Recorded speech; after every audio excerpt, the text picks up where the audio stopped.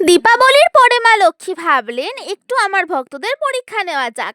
এই ভেবে তিনি একটি ঘরে গেলেন। সেখানে সন্ধ্যাবেলা আরতি হচ্ছে না, জন্মদিনের হইচই চলছে। ঘরে ঝাড়ু দেওয়া হচ্ছে, কিন্তু আরতির কোনো খোঁজ নেই।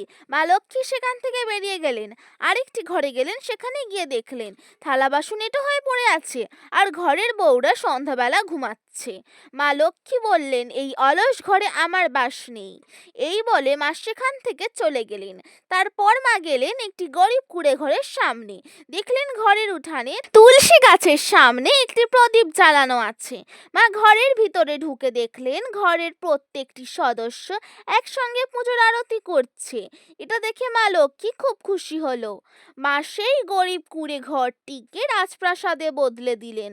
ঘরে সোনা দানা ধন দৌলতের কোনো অভাব রইল না। তোমরাও সন্ধ্যাবেলা ভক্তি ভরে আরতি করো আর চ্যানেলটিকে সাবস্ক্রাইব করে দিও।